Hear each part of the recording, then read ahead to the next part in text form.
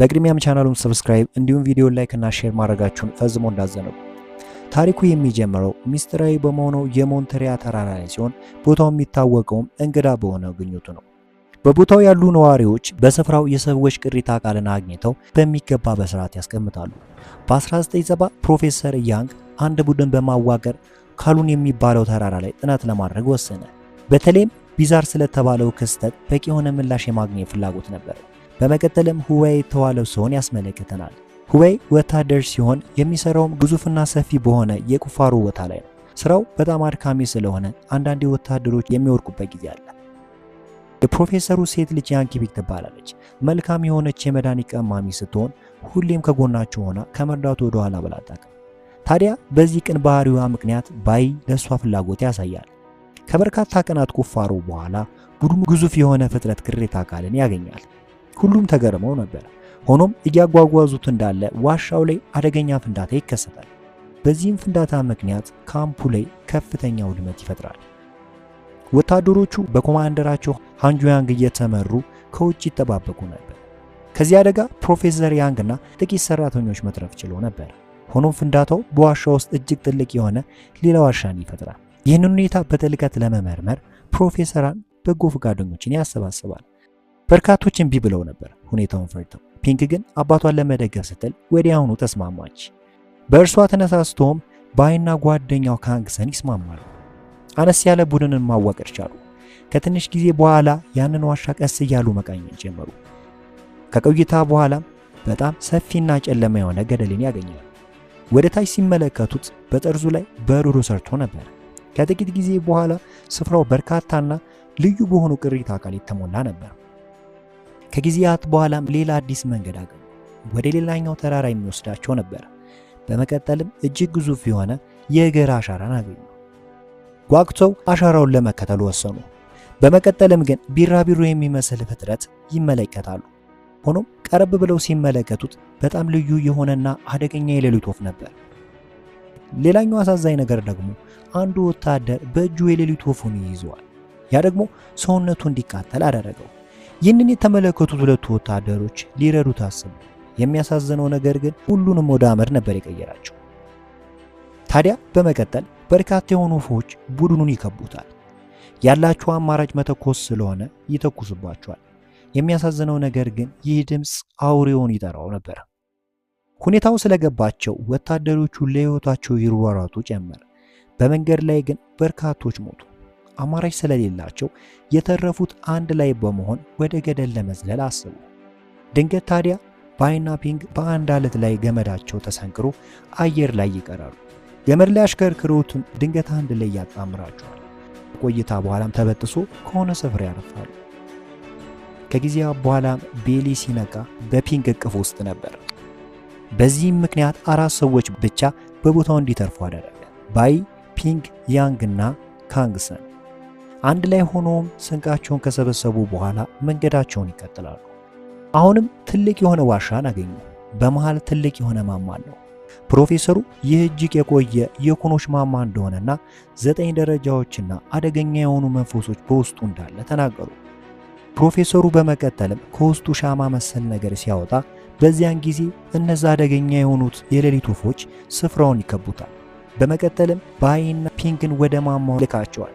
ካንግሰን ግን ያስጠነቅቃቸው ነበር። ወደ ስፍራው ሲገቡ በጫፍ ላይ አደገኛ የሆነ ብርሃን ወደ ሰማይ እንዲወጣ አደረገ። ስፍራውም በመንፈስ ተሞላ።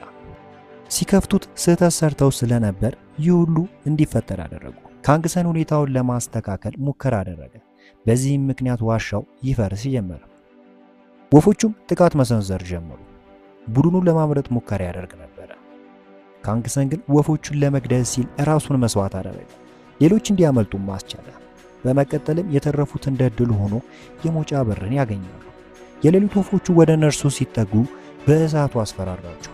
ሆኖም አንዱ ከኋላው ያጠቀዋል። ሰማያዊ እሳት እያቃጠለው እንዳለ ፒንክ ወደ ውሃው ወረወረችው። ሶስቱም ወደ ውሃው ይዘላሉ። በውሃ ውስጥም ባይ ፒንክን ያገኛታል። አሁንም ግን በውሃ ውስጥ እንዳሉ ሌላ አደገኛ ፍጥረትን ይመለከታል።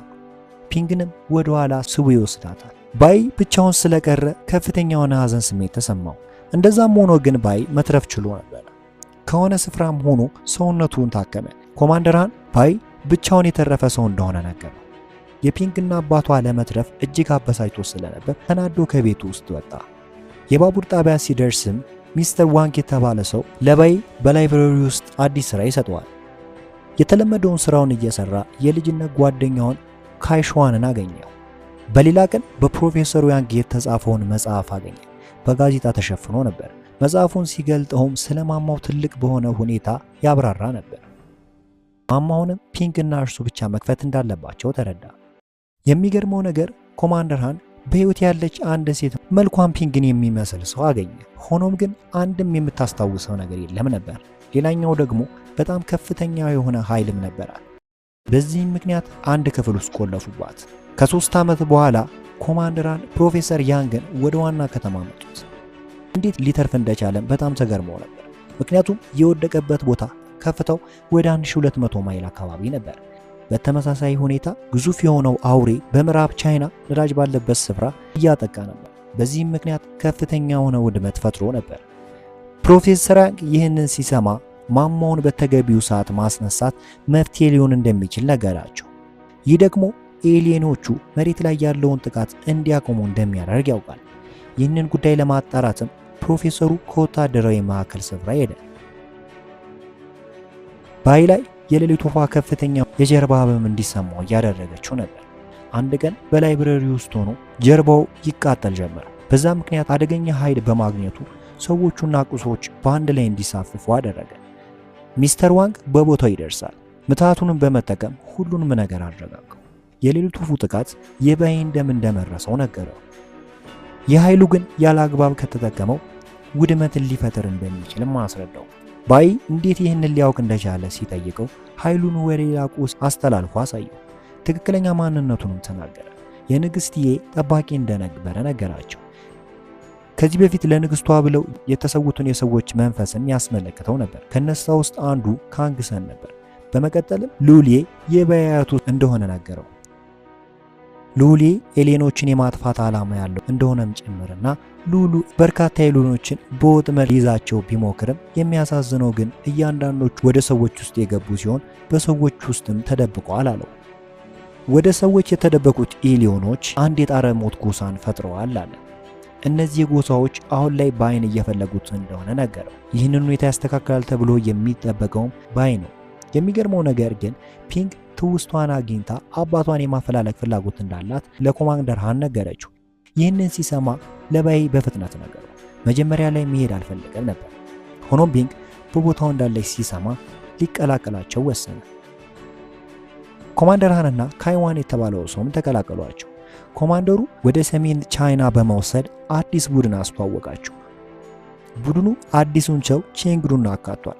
ወጣት የሆነችውን ዌዌንና ሌሎች ወታደሮችንም አካቷል።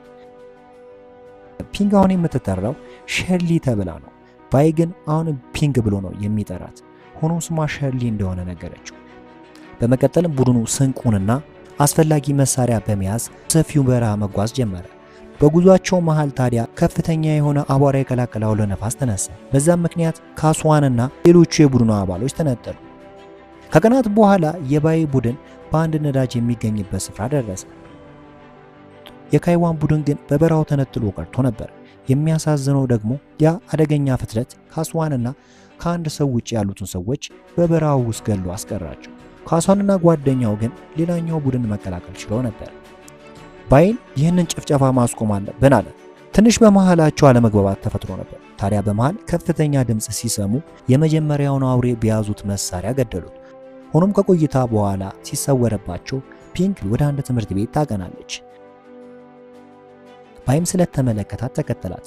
በክፍሉ ውስጥም በርካታ የሞተ የሰውነት ክፍል ተመለከቱ። በመቀጠልም ወደ ሉሉ የሚወስደውን ዋሻ አገኙ። ድንገት ግን ትልቅ ፍጥረት ወደ እነርሱ መጥቶ ራሱን እንዲስት አደረገው። ሊጨርሰው ሲል ግን ፒንግ አስቆመችው። ኃይሏን በመጠቀምም ሰውነቱን ወደ ጥንታዊ የሬሳ ሳጥን ውስጥ አስገባችው። በዛን ጊዜ በርካታ አውሬዎች በስፍራው ነበሩ። የጥይት ማት ያሳረፈባቸውም ፍጥረቶቹ እንዲህ በቀላሉ የማይመቱ እንደሆነ አወቀ። ስለዚህም በከባድ መሳሪያ ይመታቸው ጀመረ። በሌላኛው ፎቅ ዌዌ አውሬው ወደ እርሷ እየተዘጋ እንደሆነ አወቀች። እንደ ዕድል ሆኖ ግን አውሬው ትቷት ሲሄድ ፎቶ አነሳችው። የፎቶውን ድምፅ ሲሰማም መልሶ ወደ እርሷ መጣ። በፍጥነትም ወደ ካይዋን ጋር በመሄድ መኪና ውስጥ ትገባለች። ያ ፍጥረት ግን ኃይሉን በመጠቀም ያጠቃው ጀመር። በሌላ በኩል ባይ ራሱን አውቆ ተነሳ። በከፍተኛ ሁኔታ እርዳታ ቢጠራም ማንም ሊረዳው አልቻለም ነበር። ቀስ ብሎም በዋሻው አድርጎ ወደ ማማው ሄደ። በውስጡም ትልቅ ፍጥረት ከፒንክ ፊት ለፊት ቆሞ ነበር። ፍጥረቱ ከሄደ በኋላ ወደ ንግስቷ ሄደ። ንግስቷ ግን የፒንክን ሰውነት ከፍተኛ ኃይል ስለያዘ ልሰጥ አልችልም አለችው። እንዲሁም ባይም በቦታው እንዲቆይ ፍላጎት ነበራት። ባይ ግን በሐሳቡ አልተስማማም። አንድ ጊዜ ብቻ ፒንክን ሊወስዳት እንደሚፈልግና እንደሚመልስላት ነገራት። በዚህም ተስማምታ ሰጠችው። አሁን ግን ፒንክ አውሬዎቹ ቡድኑን እንዲያጠቃ ታደርግ ነበር። ባይ ይህንን ሲመለከት በመሳሪያ ያጠቃት ጀመረ። በቀላል መሳሪያ ስለማይሞት ላውንቸር በመጠቀም ድምጥምጡን ያጠፋዋል። ይህ ደግሞ ሌሎች አውሬዎች ወደ እርሱ እንዲመጡ ቢያደርግም ፒንክ ታድነዋለች። ተመልሳ እንደምትሄድ ስላወቀ በጣም አዝኖ ነበር። በመቀጠልም ጥይት ተኮሰባት። ይህ ደግሞ አውሬዎቹ እንዲጠፉ አደረገ። በተመሳሳይ ጊዜ ማማው ፈረሰ። በመጨረሻው ሰዓትም ፒንክ ባይን ትስመዋለች። በመቀጠልም ወደ ቀድሞ ማንነቷ ተመለሰች። በቀድሞ ማንነቷ ስላየችው ደስታ ተሰምቶት ነበር። ዳግም ሊያጣት ግን አልፈለገም ነበር። አብሯት ተኝቶ ፀጉሯን ይዳስሳል። ሆኖም ግን ከእጁ ውስጥ ሆና ፒንክ ሞተችበት። ባይ ከጓደኞቹ ጋር ሆኖ የቀረውን ተልዕኮ ለመፈጸም እየተጓዘ ፊልሙ ያበቃል። በበረሃ ውስጥ ሆኖ ከርቀት ያ ትልቅ ፍጥረት ይመለከታቸው ነበር። አዲሱን የፊልም ክፍል በሌላ ቪዲዮ ይዘን እንመጣለን። አብራችሁን ስለቆያችሁ ከልብ እናመሰግናለን።